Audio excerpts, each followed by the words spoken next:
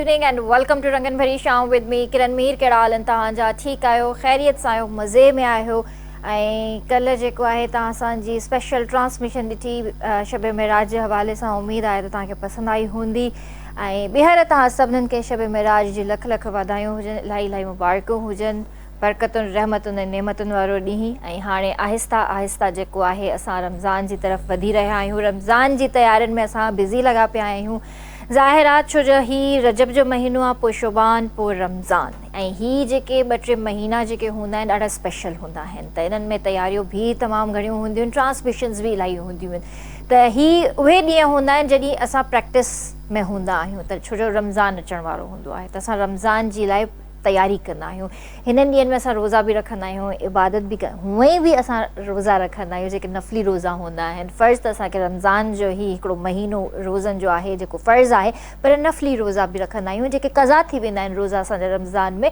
उहे बि असां रोज़ा जेके आहे रखंदा रहंदा आहियूं पर हिकिड़ी जेको आहे न अलाह साईं जी तरफ़ां असांखे हिकिड़ी मतिलबु चवंदा आहिनि त हिकिड़ी प्रैक्टिस जे लाइ असांखे पैदा कयो वियो आहे त तव्हां प्रैक्टिस कयो ऐं जेसीं ताईं तव्हां प्रैक्टिस न कंदा तेसीं ताईं अॻिते न वधी सघंदा त इन जे करे असां हिननि ॾींहंनि में पंहिंजे लाइ तयारी कंदा आहियूं ऐं उहा तयारी कंदा आहियूं जेका असांखे रमज़ान में नज़र ईंदी आहे सो इंशाअल्लाह हर साल जीअं हिन साल बि असां रमज़ान जी बहितरीनु ट्रांसमिशन केटीएन जे स्क्रीन ते तव्हां ॾिसंदा तव्हां सां गॾु हूंदासीं ऐं स्पेशल ट्रांसमिशन हूंदी आहे उहा असांजी ऐं हाणे वरी 15 ॾींहंनि खां पोइ वरी शब बारात आहे शब बारात जी बि असां तयारियुनि में बिज़ी लॻा पिया आहियूं शब बारात बि तव्हां ॾिसंदा इंशाअल्लाह उन खां अलावा जीअं तव्हांखे ख़बर आहे त मौसम कराची जो मौसम जेको आहे ॾाढो डिफरेंट मौसम थी वियो आहे हींअर सुबुह जो सवेर असांखे सर्दी लॻंदी आहे पर ॾींहं जो जेको टेम्परेचर उहो 30 डिग्री टेम्परेचर थी वियो आहे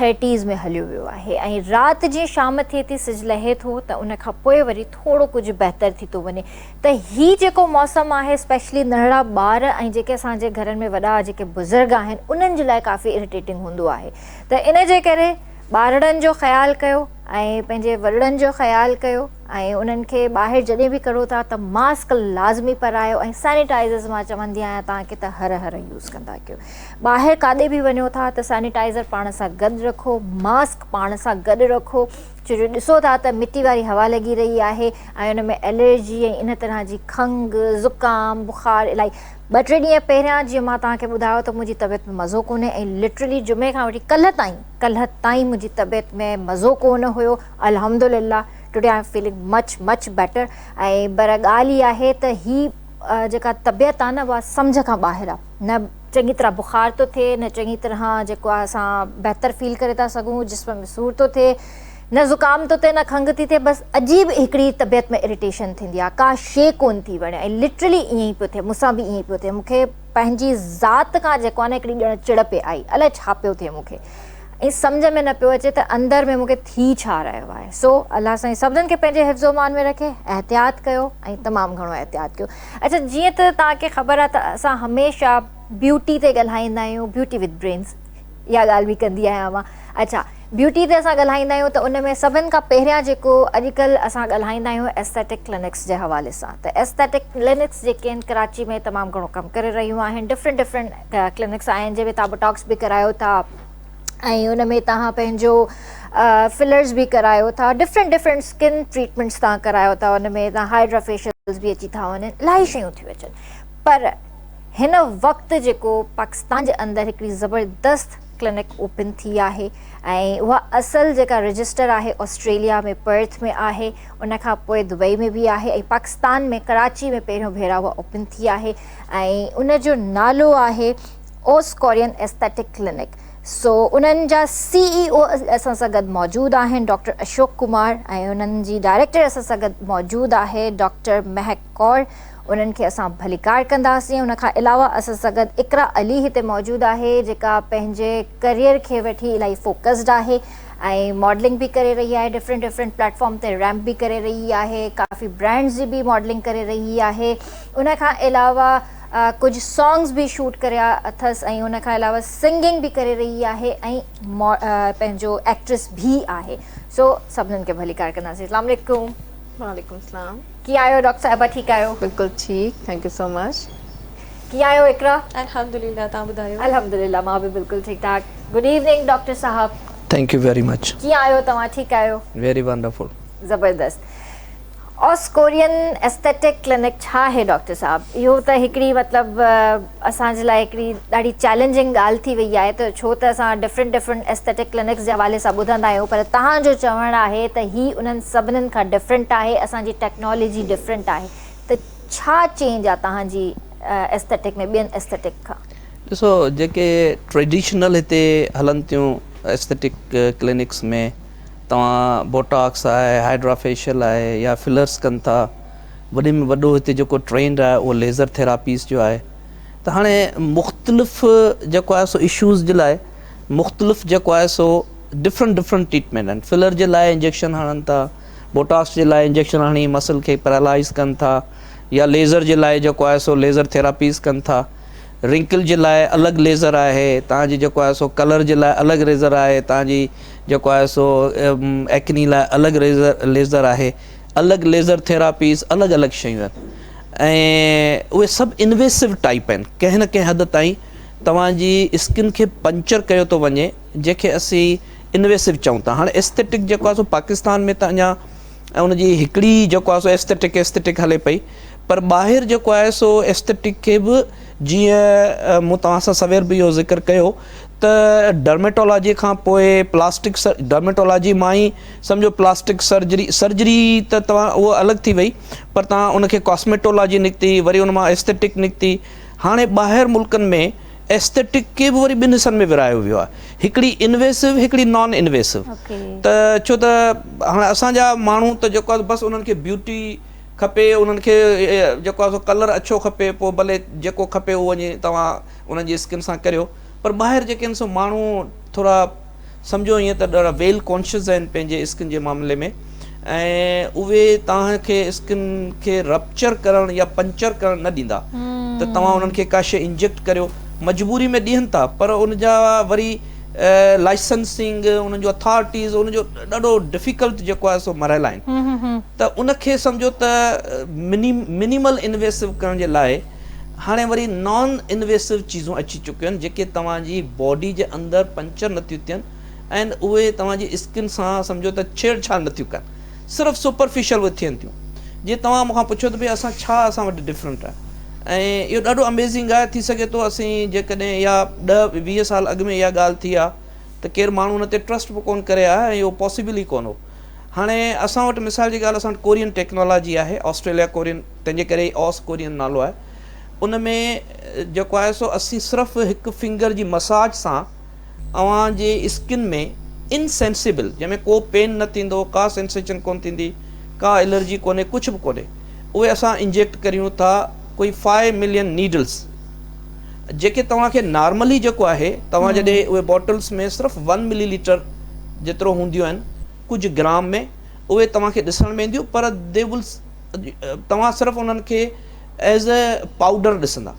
तव्हांखे ईअं थींदो त इहो पाउडर आहे, पर जॾहिं तव्हांखे असां हर पेशेंट खे ॾेखारींदा आहियूं त हीउ ॾिसो तव्हां जेको आहे सो इहे पाउडर न आहे, तव्हांखे माइक्रोस्कोप में ॾिसंदव त उहे तमामु बारीक नीडल्स आहिनि, जेके असां 15 मिनट्स में तव्हांजी जेको आहे सो फेस में इनसेंसिबल वे में उहे असां इंजेक्ट करे था छॾियूं। माना उहो अंदरि हली थी सिर्फ़ु फिंगर टिप सां मालिश करे उहे सभु तव्हांजी स्किन में वञनि थियूं, ऐं उहे पोइ बायो माइक्रो नीडलिंग असीं उनखे चऊं था, ऐं उहे अव्हांजी स्किन में विदिन 3 डेज़ जेको आहे सो असांजी बॉडी उनखे एब्ज़ॉर्ब करे थी छॾे, उहे निकिरंदियूं थोरी, ऐं उहे जेको आहे सो एब्ज़ॉर्ब थी वञनि थियूं, ऐं 3 ॾींहंनि में ई तव्हांजी जेका ही ओल्ड स्किन आहे उहा पील ऑफ थिए थी।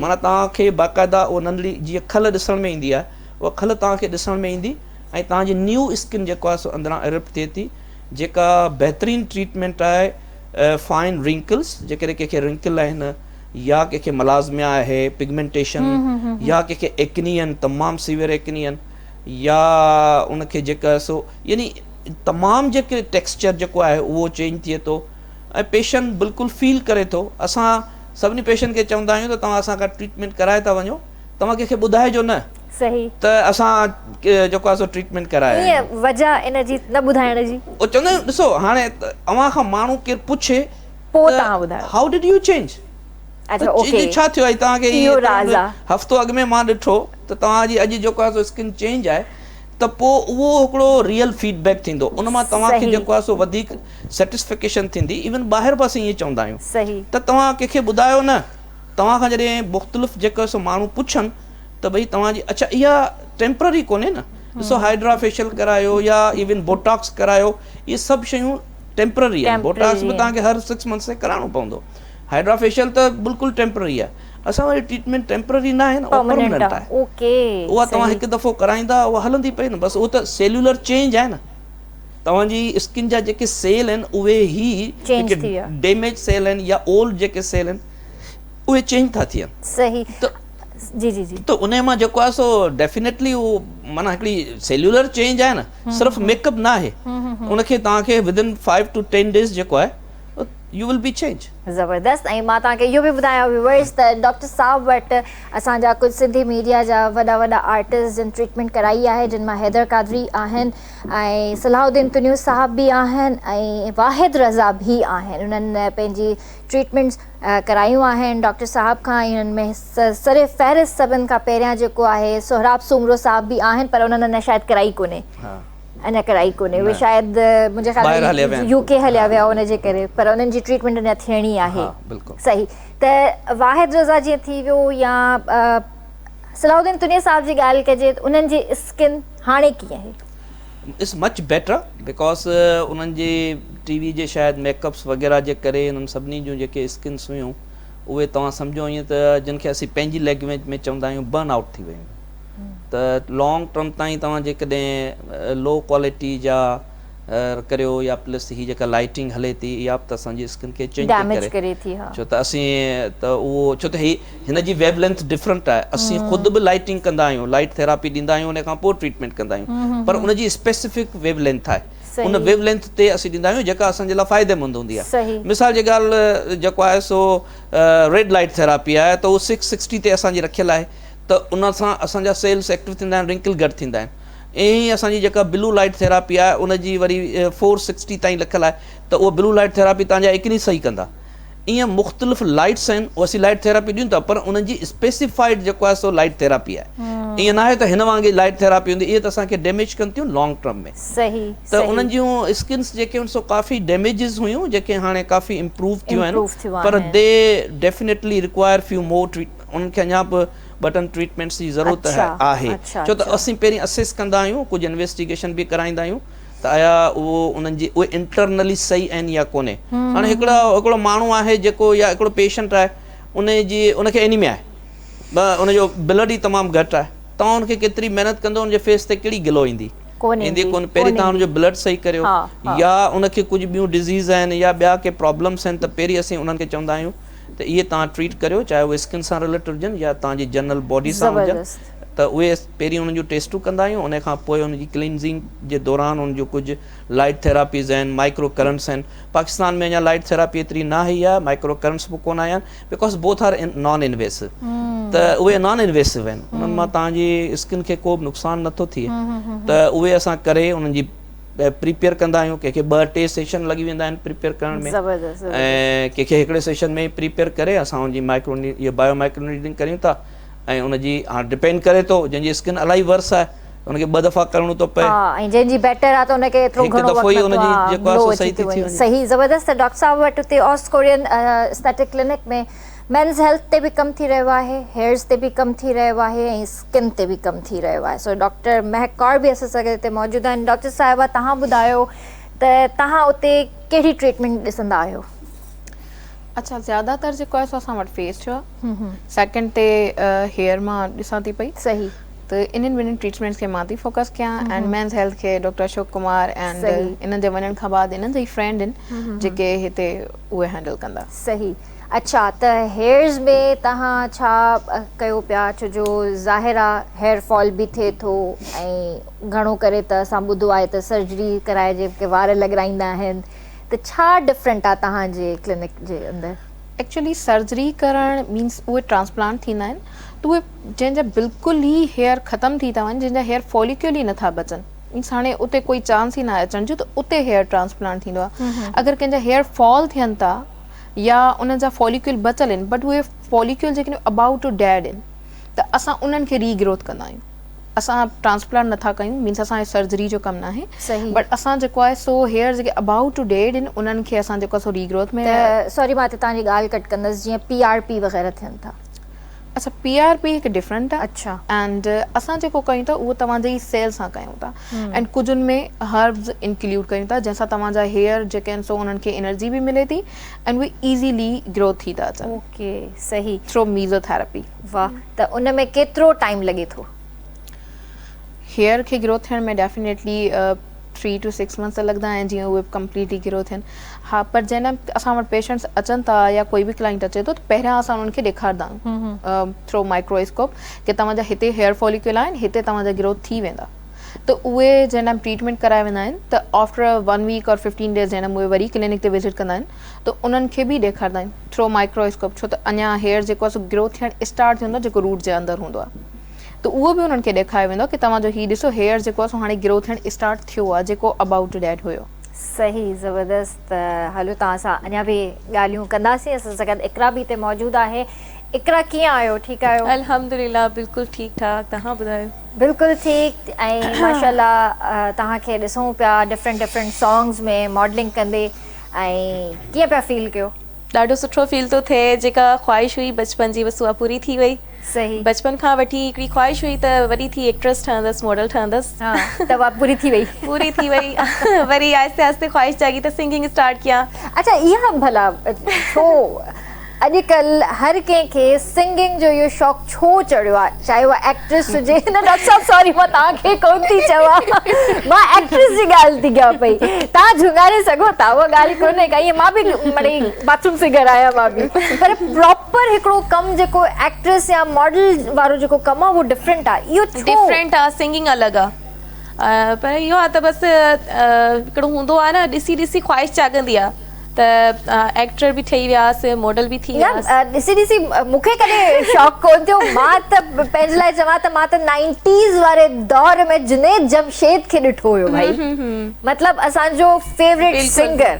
ज़बरदस्त. ऐं यूथ जे लाइ मतिलबु उहो चवां थी त अॼु बि उहो हिकिड़ो रोल मॉडल जो कैरेक्टर प्ले करे रहियो आहे. बिल्कुलु. ॾिसो तव्हां हीअ थोरी ॻाल्हि कई जेका सिंगिंग आहे न उहा इनेट आहे. हा उहो नेचर में आहे. तव्हां ॾिसो बर्ड्स ॻाइनि था जेको माना उहो हाणे बर्ड्स खे कहिड़ी ख़बर उनखे थोरी ख़बर आहे पर दे सिंग एंड इलाही जेके जानवर आहिनि दुनिया में उहे बि ईअं सिंग कनि था जेके तव्हां ॾिठा बि हूंदा ॿुधा बि हूंदा.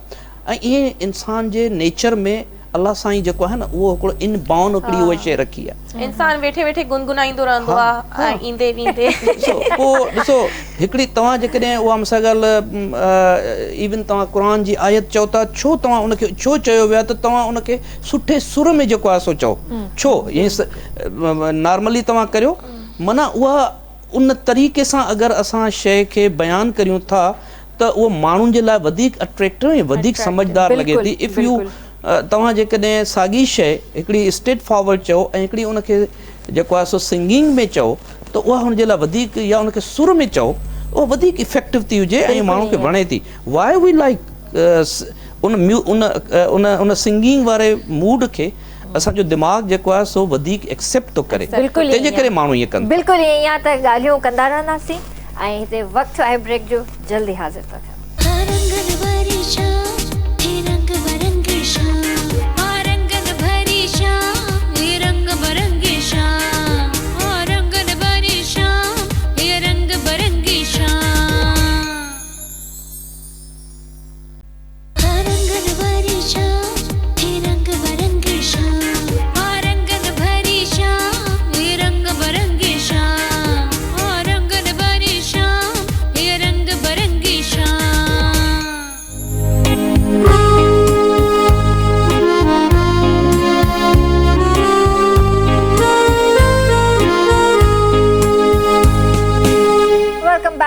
तव्हांखे भली कार कंदासीं रंगन भरी शाम में. तव्हां बि असांजे प्रोग्राम में शामिल थी सघो था. असांखे कॉल करे सघो था. नंबर मुंहिंजी स्क्रीन ते अची रहियो आहे सो जल्दी सां पंहिंजा मोबाइल्स खणो ऐं असांजे प्रोग्राम में शामिल थी वञो.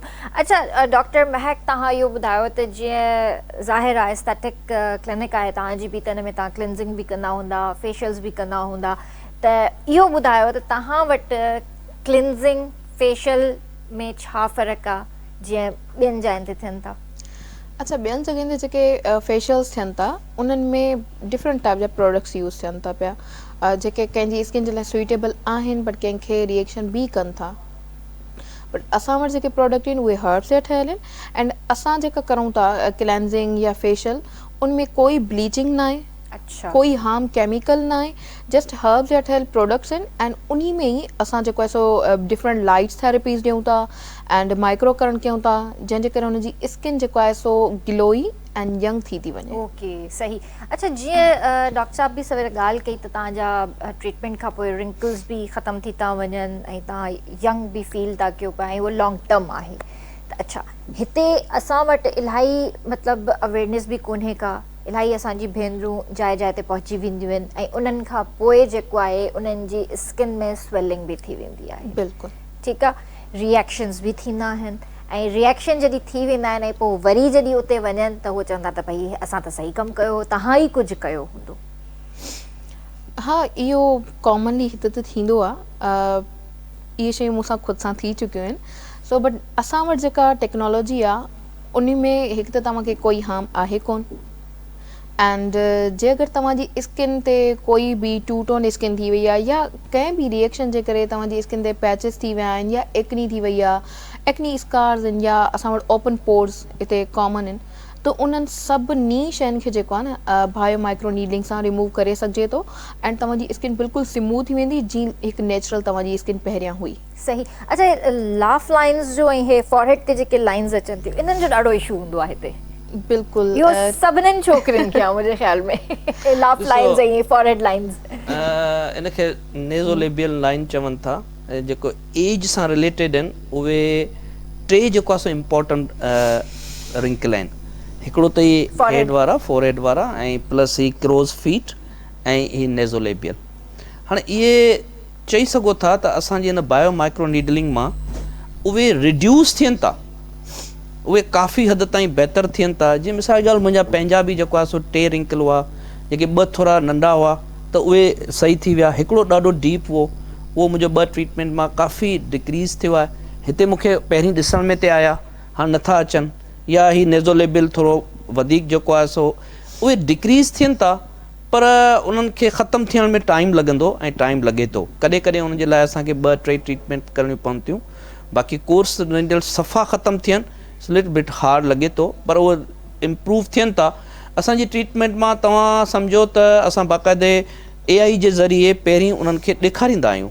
जॾहिं बि असां पेशेंट ईंदो आहे त उनखे असां वटि हिकिड़ी सॉफ्टवेयर आहे, उन में उनखे फेस उनजो साम्हूं करे उनखे ॿुधाईंदा आहियूं त ॾिसो उहो उन मां सॼी उहो AI उन्हनि खे बिल्कुलु करेक्ट हिकिड़ी असेसमेंट करे ॿुधाईंदो त तव्हांजे फेस ते ही हेतिरा % रिंकल आहिनि, हेतिरी तव्हांजी मुलाज़िमा आहे, हेतिरी ही शइ आहे, हेतिरो टेक्सचर आहे, हेतिरो टोन आहे, हर शइ ॿुधाईंदो।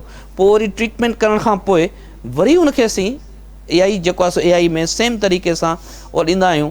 त ॾिसो, हिकिड़ी असांजी पंहिंजी असेसमेंट आहे न, जेका असीं कुझु बि चई सघूं था, ग़लति बि चई सघूं था ऐं मिसइंटरप्रिटेशन बि थी सघे थी। AI में त एक्यूरेट अचे थी। पहिरीं बि साॻियो माण्हू हो, हुनजो असीं फ़ोटो कढनि था, उहो AI फ़ोटो कढे थो ऐं पोइ हुनजी असीं ॾिसूं था त इम्प्रूव थिए थो। जेका जनरली ईअं ॾिठी वई आहे त जेको बि माण्हू एटलीस्ट 5 to 10 years हुनजी स्किन जेका आहे सो बैक ते वञे थी।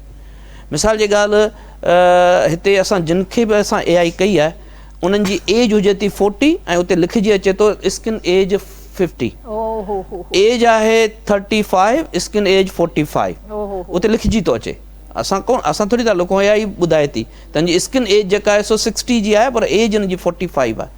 त एटलीस्ट असीं हुनजी जेका एज माना 8 खां 10 साल उनजी जेका आहे सो स्किन एज पोइ ते वञे थी, जेका AI ख़ुदि उनखे असेस करे ॿुधाए थी आफ्टर द ट्रीटमेंट, एतिरो वञे थी। हाणे जेकॾहिं मिसाल ॻाल्हि हिकिड़ो 60 सालनि जो माण्हू अचे थो ऐं उनखे जेको आहे सो जेके 50 सालनि में जेतिरा रिंकल्स या जेके हुयूं उहे शयूं त ईंदियूं न, छो त उहो 10 years बैक थो वञे। ईअं न आहे त 60 सालनि जो माण्हू जेको आहे उनखे असीं ट्रीट करियूं ऐं उहो जेको आहे सो 17 सालनि जो जेको आहे हुनजी स्किन ॾिसण में अचे। इट्स नॉट पॉसिबल, सही न त उहो न हूंदो आहे। पर एटलीस्ट उहो 8 to 10 years जेको आहे सो उनजी स्किन बैक वञे थी, जेका साइंटिफिकली ॿुधायो वञे थो थ्रू AI जे, आर्टिफिशियल इंटेलिजेंस ई उनखे ॿुधाए थी त तुंहिंजी स्किन केतिरी जेको आहे सो इम्प्रूव थी आहे, हर सेक्टर तुंहिंजो केतिरो बहितर थियो। उहो असीं उनखे उहो ई रखूं था ऐं उहो असीं रिकॉर्ड में कॉपी करे उनजे फाइल में रखी था छॾियूं। ज़बरदस्त।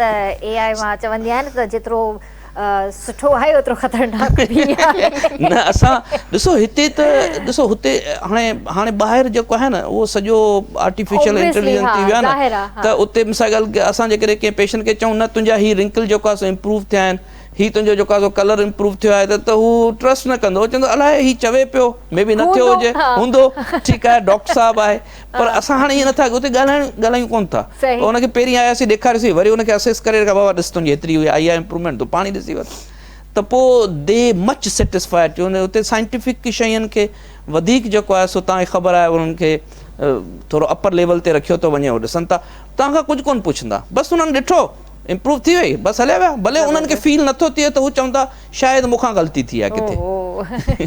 अच्छा डॉक्टर साहिब इहो ॿुधायो त जीअं ख़ुदा न ख़ास्ता कोई अचे थो जंहिंखे एक्नी आहे तमामु घणी, एक्नी जो इशू बि हिते तमामु घणो आहे ऐं कंहिंजी एक्नी ख़तमु ई नथी थिए ऐं हर उनखे एक्नी थिए थी, त उनजे लाइ तव्हां वटि छा ट्रीटमेंट आहे? अच्छा, एक्नी अगरि कंहिंखे बार बार थी थिए त पहिरियां असां उन्हनि जा कुझु टेस्ट कराईंदा आहियूं, जीअं हार्मोनल टेस्ट वग़ैरह थी विया बेसिक, पहिरियां उहे उन्हनि जा टेस्ट कराया वेंदा। अगरि उन्हनि जो कोई हार्मोनल इशू आहे त पहिरियां उन्हनि खे उहो ट्रीट कराइण लाइ चयो वेंदो। उनखां बाद एक्नी खां बाद एक्नी स्कार्स रहिजनि था, या पोइ बि एक्टिव एक्नी आहे या एक्टिव एक्नी खां बाद पोर्स बि थी था वञनि, त उहे सभु शयूं जेके आहिनि उहे उन्हनि जो असां ट्रीटमेंट कयूं था through bio micro needling. And acne scars, active acne pores जे लाइ त ईअं सम्झो बेस्टेस्ट ट्रीटमेंट आहे इहो। तव्हांजी स्किन बिल्कुलु स्मूथ थी वेंदी आहे। तव्हांखे जेको आहे मां पंहिंजूं पहिरियां वारियूं पिक्स ॾेखारींदमि, तव्हां मुंहिंजी स्किन ॾिसंदव त बसि तव्हां चवंदा की हीअ त मैजिक आहे, जेको असां वटि पॉसिबल न आहे, पर इहो मैजिक थी चुको आहे। बसि पोइ इकरा हलूं था, असां गॾु ई था हलूं हिननि सां। ज़बरदस्त। अच्छा इकरा, जीअं हाणे ज़ाहिर आहे तव्हां बि मीडिया फील्ड में आहियो त तव्हांखे बि इलाही ख़्यालु हाणे ज़रूरत आहे इन्हनि शयुनि जी। तेजी वई आहे न तव्हांखे बि हाणे। ज़ाहिर आहे मेकअप ई एतिरो यूज़ था कयूं त स्किन ते इलाही रिएक्शन थो अचे पियो, डैमेज थी थिए, ऐं पहिरियां खां वधीक मुंहिंजी स्किन ख़राब बि थी वई आहे। मां वेंदी आहियां न अम्मी जे घर, त अम्मी चवंदी आहे त मेकअप कराए कराए पंहिंजी स्किन जो बेड़ो गर्क करे छॾियो आहे। थिए थो बिल्कुलु। वरी लाइटिंग जे डॉक्टर साहिब चए थो लाइटिंग बि असांजे लाइ सुठी कोन्हे, पर मजबूरी आहे, कम बि नथा करे सघूं, सन एक्सपोजर बि थिए थो, आउटडोर कमु कयूं था, त हर शइ आहे, स्किन डैमेज थिए थी, पर उनजे लाइ ज़ाहिर आहे बेस्ट शइ तव्हांजे लाइ कहिड़ी आहे उहो तव्हांखे पाण खे चूज़ करणो आहे। क्लिनिक्स तमामु घणा आहिनि, सॼो पाकिस्तान हिन टाइम भरियो पियो आहे हिन एस्थेटिक क्लिनिक सां, पर उहो तव्हांखे चूज़ करणो आहे त तव्हांखे काॾे वञिणो आहे ऐं कहिड़ी ट्रीटमेंट तव्हांजे लाइ फ़ाइदेमंद थी सघे थी। सो इकरा, तव्हां माशाल्लाह सिंगर बि आहियो, त हींअर कुझु असांखे ॿुधायो भला। ज़रूरु ज़रूरु।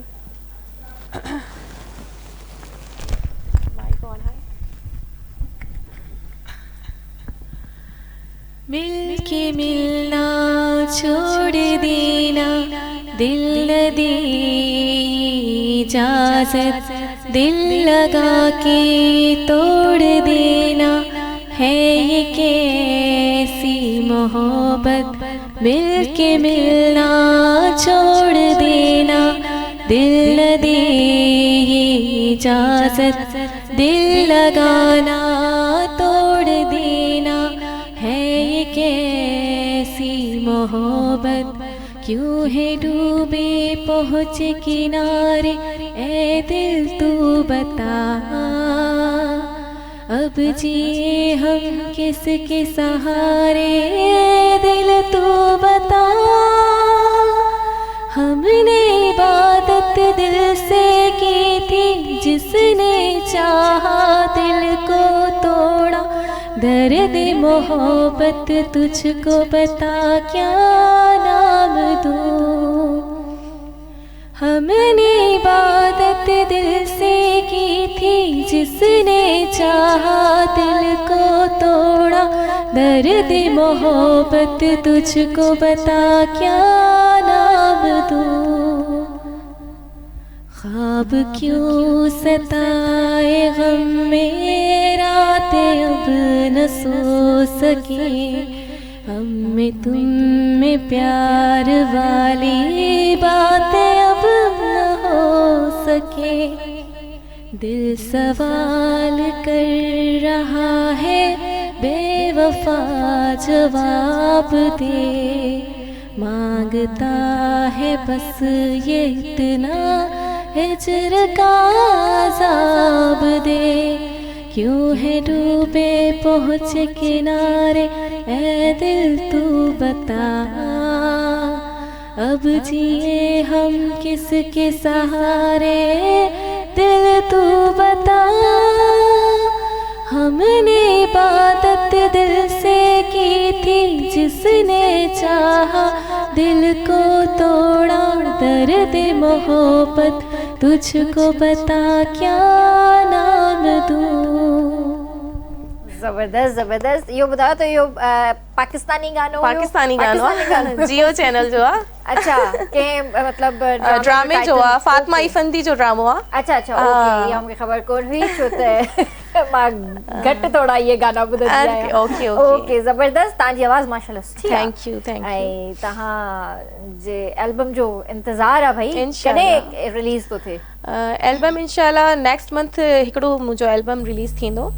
ओ फर्स्ट एल्बम हूंदो तव्हांजो? बिल्कुलु फर्स्ट एल्बम आहे। उन जूं ॿ लाइनूं तव्हांखे मां ॿुधाए थी छॾियां। जी जी जी जी।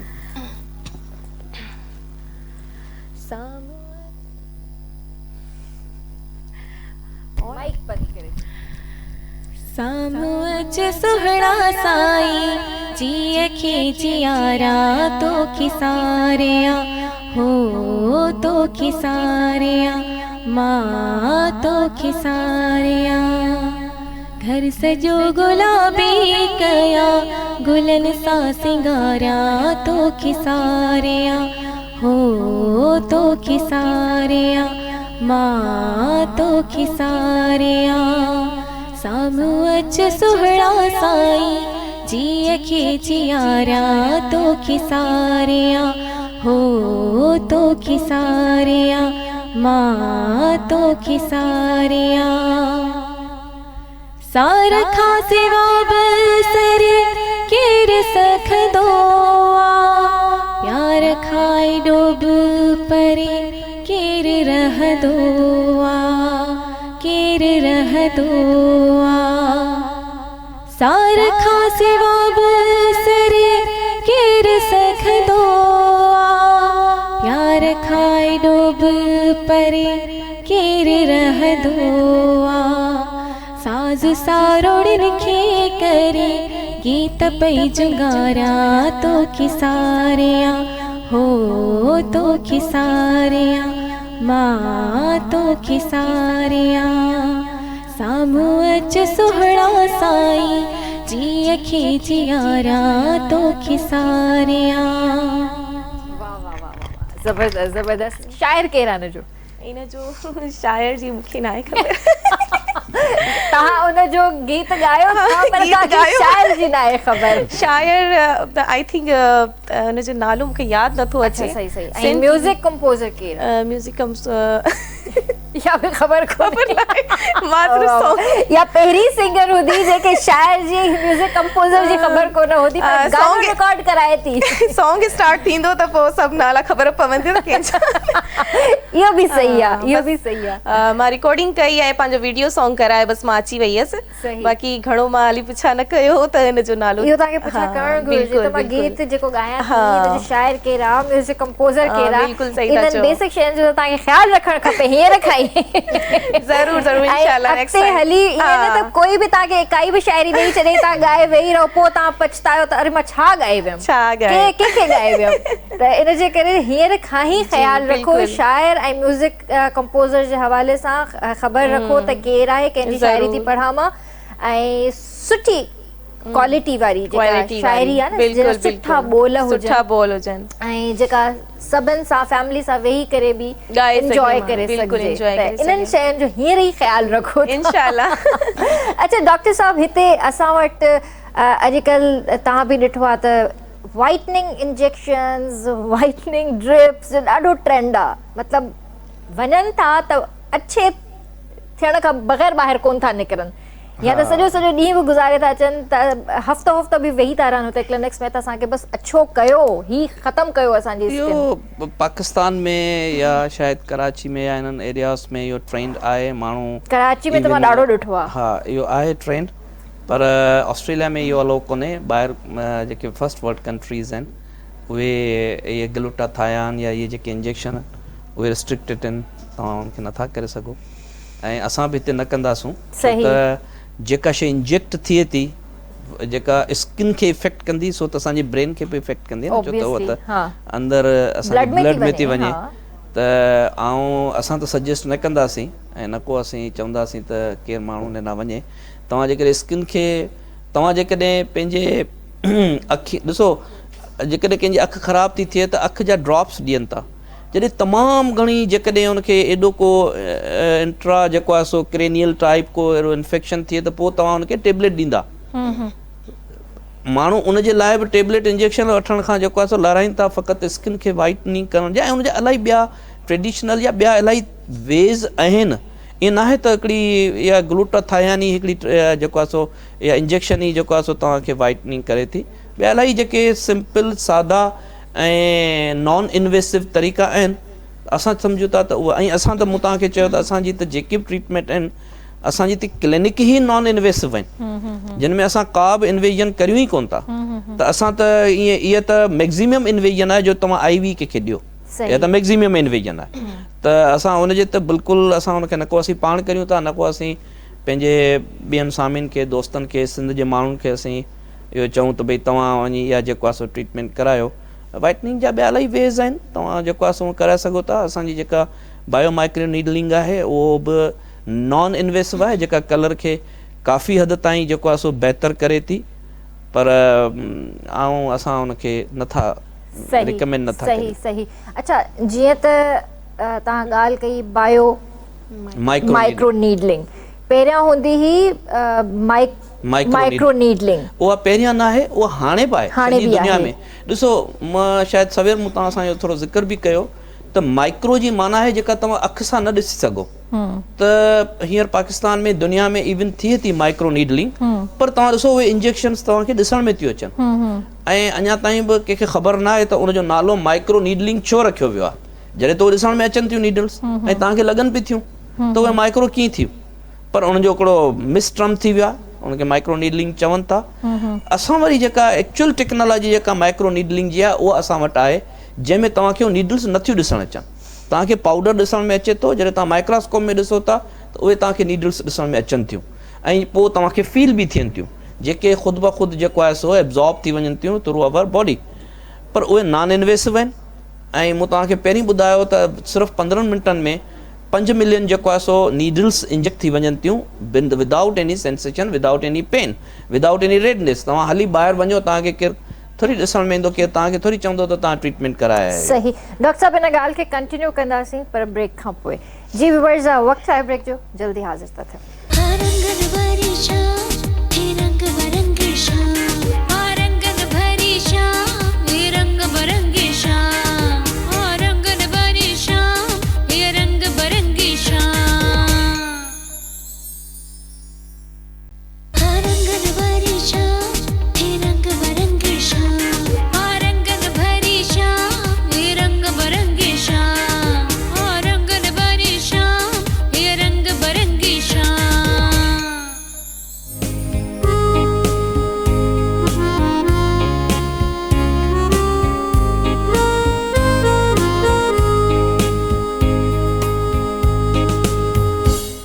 बैक व्यूअर्स बि तव्हांखे भली कार कंदासीं रंगन भई शाम में डॉक्टर साहब जीअं ब्रेक खां पहिरियां असां ॻाल्हि करे रहिया हुआसीं त मूंखे इहो ॿुधायो त हिन ट्रीटमेंट खां पोइ जेको आहे सन एक्सपोजर केतिरी हद ताईं असांखे वठणु घुरिजे या न वठणु घुरिजे सन में निकिरणु घुरिजे या न ऐं उन खां अलावा जेको ज़ाहिर आहे जीअं असां मीडिया सां असांजो वास्तो आहे शोज़ वग़ैरह कयूं था रिकॉर्डिंग्स कयूं था त केतिरे टाइम में असांखे मेकअप अप्लाई करणु घुरिजे ॾिसो रिगार्डिंग द मेकअप तव्हां उन लेवल जो या मेकअप खे तव्हां पहिरीं टेस्ट करे उन खां पोइ तव्हां यूज़ करियो त उहो बहितरु आहे त उनजे लाइ तव्हांजी का सेंसिटिविटी त न आहे ऐं जॾहिं छो तव्हांजो प्रोफेशन आहे तव्हां उन खां सवाइ त हली नथा सघो छो त टीवी जी रिक्वायरमेंट आहे त उन में तव्हां जेतिरो जॾहिं तव्हांखे टाइम मिले थो उन खां पोइ फ़ौरन उन्हनि खे लाहे छॾियो, उहो हिकिड़ो सुठी ॻाल्हि आहे। रही ॻाल्हि सन एक्सपोजर जी, त हिते जेको आहे सो तव्हां जॾहिं बि ॿाहिरि निकिरो, केरु बि ॿाहिरि निकिरे पाकिस्तान में या इवन ॾिसो यूके में जेको आहे सो सन त तमामु घटि तो हूंदो आहे, ऑस्ट्रेलिया जे काफ़ी शहरनि में जेको आहे सो सन जो एक्सपोजर इलाही घटि आहे, पर पोइ बि माण्हू घर खां ॿाहिरि निकिरंदा आहिनि त सन स्क्रीन जेको आहे सो ज़रूरु यूज़ कनि था। त सन स्क्रीन खां सवाइ त तव्हां ॿाहिरि ई न निकिरो, छो त हिते जेके बि असां पेशेंट ॾिठा बि आहिनि या माण्हू ॾिठा आहिनि उन्हनि जी तव्हां ॾिसो त स्किन काफ़ी फेयर बि हुजे थी, पर उनखे सन बर्न हुजे ई हुजे थो, छो त असां वटि हिते सन स्क्रीन जो रवाज ई कोन्हे, माण्हुनि खे ख़बर ई कोन्हे, माण्हू हाणे कोन्ह था यूज़ ई कोन्ह था कनि। त सन स्क्रीन त ज़रूरु हणणु खपे, त तव्हां पोइ जेको नॉर्मल कमु आहे उहो तव्हां करे सघो था, ॿाहिरि निकिरी सघो था, छो त माण्हू सॼो ॾींहुं घर में त कोन्ह वेहींदो, त उनजे लाइ बि इहा सिस्टम रखिया विया आहिनि न, पर उहो असां वटि हिते यूज़ कोन्ह था थियनि because we are not conscious about our skin. असां पंहिंजी स्किन जे लाइ एतिरा कॉन्शियस नथा हुजूं ॿाहिरि जेतिरा माण्हू स्किन जे लाइ कॉन्शियस हुजनि था, छो त हिते 30% जेको आहे सो 32% पॉपुलेशन खे त डायबिटीज़ आहे। हाणे उहो पहिरीं पंहिंजी डायबिटीज़ खे ॾिसे, पंहिंजा जेको आहे सो बीमारी खे ॾिसे, 32% खे डायबिटीज़ आहे, 25% खे ब्लड प्रेशर आहे, त उहे पहिरीं बीमारियूं ॾिसनि या उन्हनि खे ॾिसनि या पंहिंजी स्किन ॾिसनि, त उन्हनि खे स्किन यादि ई कान्हे, हू सॼो ॾींहुं जेको आहे सो उन्हनि ट्रीटमेंट्स खे हीउ खाइणो आहे, हीउ कोन्हे खाइणो, हीउ खाइणो आहे, हीउ कोन्हे खाइणो, हीउ इलाजु करिणो आहे, हीउ इलाजु कोन्हे करिणो, हीउ खाईंदे त शुगर घटि थी वेंदी, हीउ खाईंदे त ब्लड प्रेशर घटि, सॼो ॾींहुं उहे ई शयूं जे जेको आहे सो हुन सिस्टम में लॻा पिया आहिनि। त पर एटलीस्ट जेके कुझु मेयर आहिनि उहे वठणु खपनि, जीअं हिकिड़ी तव्हां बैलेंस हिकिड़ी डाइट वठो, वेजिटेबल आहिनि, या तव्हां एटलीस्ट मानी हर डिनर लंच खां अॻु में थोरो सैलेड वठो या थोरो फ्रूट वग़ैरह वठो, उहो त असीं करे सघूं था न जेको असांजे हथ में आहे, या तव्हां सन खां थोरो, ईअं न आहे त सन खां तव्हां अवॉइड करे सघो था जेतिरो त सुठी ॻाल्हि आहे, पर जे नथा बि करे सघो त एटलीस्ट सन ब्लॉक हणी वञो, या निंड जेका आहे असां वटि सॼी दुनिया जेको आहे सो सुम्हंदी आहे, असीं उथंदा आहियूं, असां वटि ईअं असांजो सिस्टम ई सॼो हूंदो आहे। ॾिसो जेके राति जी जेका सॼी हर जॻह ते इहो चयो वियो आहे, इवन रिलीजियस बुक्स में बि आहे त राति जेका अलाह सां ई ठाही आहे उहा सुम्हण लाइ ठाही आहे, ऐं असां वटि माण्हू राति जो जाॻंदा आहिनि, ॾींहं जो सुम्हंदा आहिनि, त तव्हां राति जी जेकॾहिं 5 कलाक 8 कलाक एटलीस्ट तव्हां 7 to 8 आवर्स जेको आहे सो सुम्हो, उहा 8 कलाक जी निंड तव्हांखे सॼे ॾींहं में एक्टिव थी रखे। असां वटि ईअं थिए ई कोन्ह थो, असांजा रूटीन चेंज आहिनि, असांजूं शयूं चेंज आहिनि, इहो ॾाढो माना it's very hard to talk on this topic. त जेतिरो बि असां जेके ऐं उनखे ॿुधाइण जी का ज़रूरत कोन्हे, हर कंहिंखे ख़बर आहे त असांखे सन एक्सपोजर न करणु खपे, सन में वञूं था त असांखे ब्लॉक करणु खपे, असांखे जेको आहे सो वेजिटेबल फ्रूट्स यूज़ करणु खपनि, मानी खां अॻु में थोरो असीं सैलेड वठूं, या असीं मिनिमम जेको आहे सो कार्बोहाइड्रेट वठूं, या हर कंहिंखे ख़बर आहे असीं निंड जेको आहे सो प्रॉपर करियूं, ऐं त पर माण्हू ख़बर हर कंहिंखे आहे, छो त सोशल मीडिया या मीडिया ॾाढी पावरफुल आहे, उतां माण्हुनि खे ख़बर पए थी, बट मसइलो इहो आहे त असीं हुननि ते अप्लाई नथा कयूं, असीं हुननि खे नथा करियूं, छो त असांखे ॿिया एॾा प्रॉब्लम आहिनि।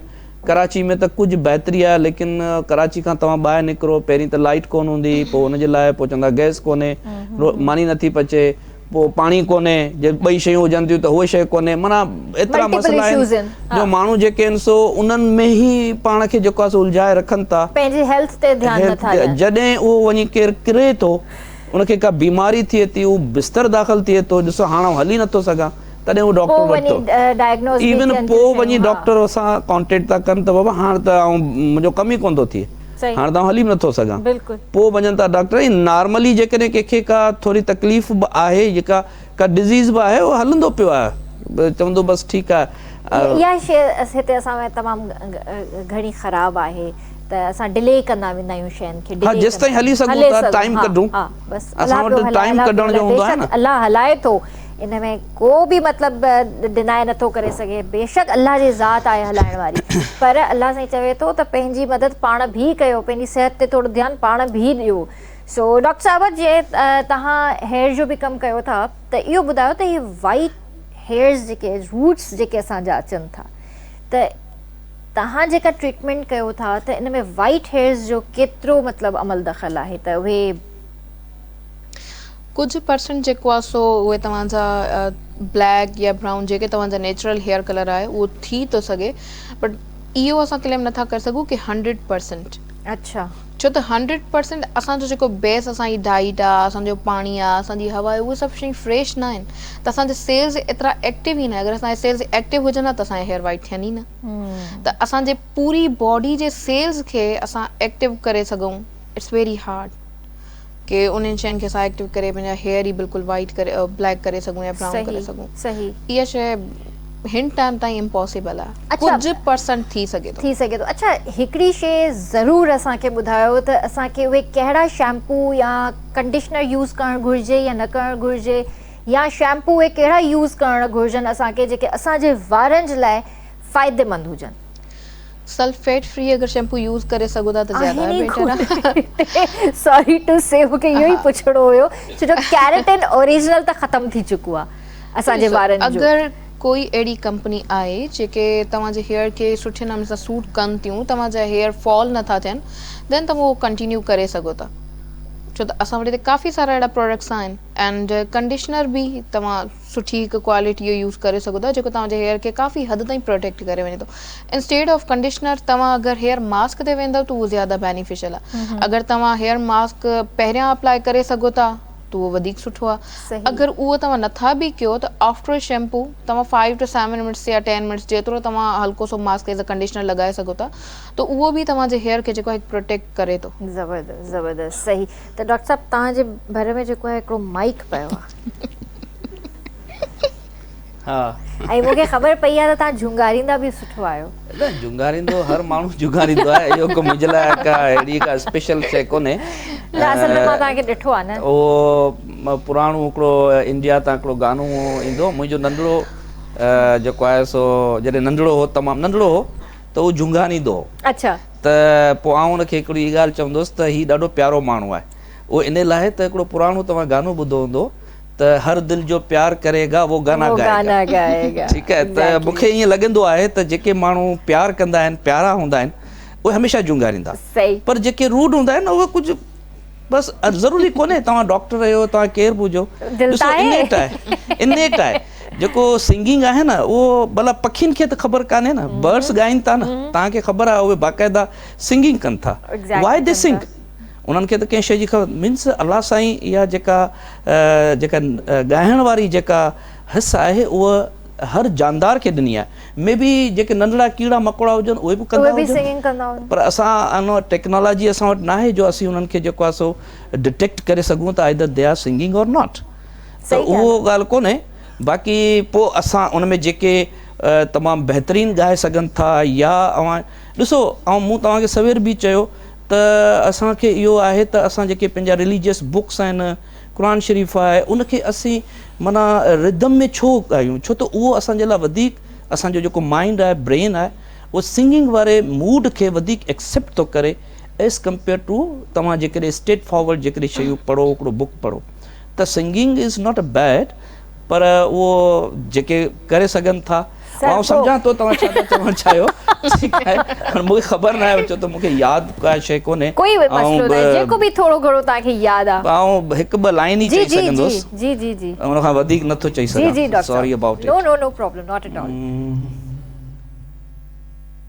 कोई तो है जो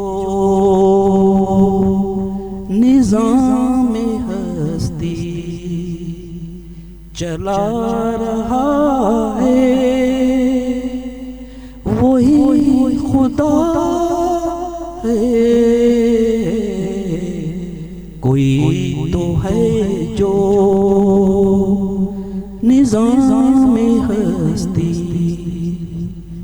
चला रहा है, वही खुदा है. कोई तो है जो. Nice nice nice, very nice very nice. ऐं इहो मां चवां थी त हर इंसान जे अंदर में इहो जज़्बो हूंदो आहे.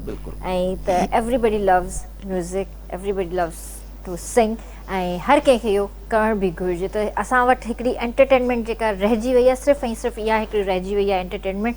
छो त हर दिलि जे अंदरि दर्द आहे ऐं उन दर्द खे कढण जे लाइ झुंगाइण ज़रूरी हूंदो आहे न हर दिल खे तव्हां जेको आहे सो झुंगा कढण जे लाइ माना सिंगिंग ज़रूरी न आहे त दर्द वारी दिल ई जेको आहे सो सिंग करे सघे हर कोई करे ख़ुशी सघे थो ख़ुशी वारी ख़ुशी भी करे बिल्कुलु सघे ख़ुशी बि जेको आहे सो तव्हांखे ख़ुशी सिंगिंग वारी दिल जेका आहे उहा ज़्यादा सिंगिंग कंदी आहे ज़्यादा। बनिस्बत दर्द वारी जे उहा इकरा आहे इकरा खे जेको आहे न अॼुकल्ह सिंगिंग करणी आहे इंशाल्लाह इकरा कंदी बि। अच्छा इकरा इहो ॿुधायो त हिन वक़्तु ताईं तव्हां कहिड़ा कहिड़ा प्रोजेक्ट्स कया आहिनि? मां हिकिड़ो उर्दू सॉन्ग कयो आहे ऐं हिकिड़ो 2-3 सिंधी करे चुकी आहियां। अच्छा हा जंहिं मां हिकिड़ो सिंधी सॉन्ग त मुंहिंजो बिल्कुलु थी वियो आहे, बसि उनजो हाणे एल्बम अचणु बाक़ी आहे। बाक़ी जेके 2-3 कया आहिनि अञा उन्हनि जी रिकॉर्डिंग बाक़ी आहे थोरी सी। सही। रिकॉर्डिंग थी वेंदी त इंशाल्लाह उहे बि ईंदा 2-3 ॾींहंनि में। ऐं मॉडलिंग में जेके सॉन्ग्स कया आहिनि तव्हां? मॉडलिंग में बि इलाही करे चुकी आहियां। त हिकिड़ो हसन जहांगीर साहब सां कयो आहे हिकिड़ो मां ज़बरदस्त इलाही जल्दी इंशाल्लाह उहो @XM चैनल ते हलंदो। ज़बरदस्त हा ॾाढो ज़बरदस्त सॉन्ग थियो आहे उहो बि। सही यादि नथो अचे मूंखे तव्हांखे ॿुधायां। हा सही ऐं उन खां अलावा हिकिड़ो ॿियो सॉन्ग करे चुकी आहियां उन सां इरफान एक्टर खे तव्हां सुञाणींदा हूंदो, सिंधी एक्टर आहे इरफान। अच्छा सही हा जी उन सां गॾु हिकिड़ो थियो आहे उहो बि उर्दू सॉन्ग आहे हम टीवी जी तरफ़ां। ज़बरदस्त ॾाढो ज़बरदस्त मतलब हले पियो कम हली अञा रहियो कमु आहे। हले पियो। हा हले पियो कम। ऐं होस्टिंग जी तरफ़ इरादो आहे? होस्टिंग जी तरफ़ हाणे इरादो आहे त इंशाल्लाह ज़रूरु हाणे होस्टिंग स्टार्ट कंदसि। त बसि तव्हांजी दुआऊं खपनि। न असांजूं बेस्ट विशेस तव्हां सां गॾु आहिनि you so ऐं much. तव्हां जहिड़े टैलेंट जी ज़रूरत आहे असांखे बिल्कुलु, बिल्कुलु। छो त ही जेको स्क्रीन आहे न हिन स्क्रीन खे इलाही आर्टिस्टनि जी ज़रूरत पवंदी आहे। बिल्कुलु ज़रूरु। ऐं स्क्रीन कॾहिं बि जेको आहे न चाहींदी त असांजा टैलेंटेड जेके यंगस्टर्स आहिनि उहे न अचनि। असां त चाहींदा आहियूं त भई अचो ऐं ज़रूरु KTN ते जेको आहे अची करे पंहिंजो टैलेंट शो कयो। ऐं लाज़मी जेको आहे तव्हां कयो होस्टिंग। ड्रामनि में बि कमु कयो। ड्रामनि में बि कयां थी, ड्रामनि में बि ऑफर आई आहे ऐं हिकिड़ो ड्रामो अञा मुंहिंजो हले पियो, हुनजी शूट हले थी। ऑन TV जो ड्रामो आहे। नादिया ख़ान ऐं जिब्रान एक्टर सां गॾु मुंहिंजो कमु हले थो। ॾाढो भलो ड्रामो आहे ऐं एक्टिंग बि सुठी आहे हुन में। पूरो कैरेक्टर आहे मतिलबु। ज़बरदस्त माशाल्लाह all the best to you. ऐं वेंदे तव्हां खां कुझु न कुझु ज़रूरु ॿुधंदासीं। So thank you so much doctor साहब फॉर जॉइनिंग अस ऐं it was a great honour त तव्हां हिते आया ऐं तव्हां सां ज़बरदस्त कचेरी थी। ऐं वेंदे कोई मैसेज ॾियणु चाहींदो? छा जे बारे में? असांजे व्यूअर्स खे पंहिंजे कम जे हवाले सां ऑस कोरियन एस्थेटिक क्लिनिक जे हवाले सां। ॾिसो असांजूं त ट्रीटमेंट ते तव्हां तॾहिं अचो जॾहिं तव्हां कुझु न कुझु ग़लति करियो पंहिंजी स्किन सां, पंहिंजे दिमाग़ सां, पंहिंजी दिलि सां। का शइ नॉर्मल खां हटी कंदव त पोइ तव्हांखे ट्रीटमेंट जी ज़रूरत पवे थी। सही। त तव्हां उन नॉर्म्स खां हटो ई न। तव्हां प्रॉपर निंड करियो, प्रॉपर जेको आहे सो डाइट वठो, प्रॉपर थोरी एक्सरसाइज वॉक करियो जेका असांजी रिक्वायरमेंट आहे। जेकॾहिं तव्हां उहे शयूं ॿाहिरि निकिरो था त सन खां थोरो बचो या उनखे ब्लॉक हणी निकिरो। त इहे शयूं करण सां तव्हांजी स्किन ते को बि डैमेज न थींदो, तव्हांखे असांजी ज़रूरत ई कोन पेश ईंदी। सही। पर आउं मैसेज इहो ई ॾींदुसि त इहे ई शयूं करियो, प्रॉपर डाइट, प्रॉपर निंड, प्रॉपर जेको आहे सो रिक्वायर्ड जेको आहे सो तव्हांजो थोरी घणी एक्सरसाइज।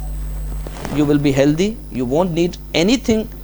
तव्हांखे कंहिं शइ जी कंहिं बि तव्हांखे डॉक्टर जी ज़रूरत कोन पवंदी। ज़बरदस्त। इन में डॉक्टर साहब पाणी बि वधीक पीजे। सभ खां पहिरीं आहे पाणी। हाइड्रेटेड रहिजे। उहो असां वटि त माण्हू पीअनि ई कोन था न। बिल्कुलु कोन था पीअनि। पाणी त सभ खां पहिरीं आहे। उहो त हिकिड़ो डाइट खां छा त असांजी बॉडी में 70% जेको आहे सो वाटर आहे।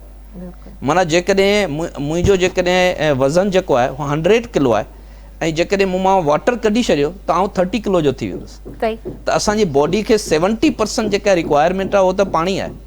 ऐं असांजो तव्हां ॾिसो हिते जेके बि मां त डॉक्टर बि आहियां, माना MBBS ऐं मूंखे ख़बर आहे सभिनी शइ ऐं ॿाहिरि बि जेको आहे सो पढ़ियो आहे। पाणी जेको आहे सो असां तव्हां ॾिठो हूंदो ॿाहिरां माण्हू ईंदा आहिनि जॾहिं हिते घुमणु पींदा आहिनि या पंहिंजे माइटनि वटि ईंदा आहिनि त उनजे हथ में बोतल हूंदी आहे।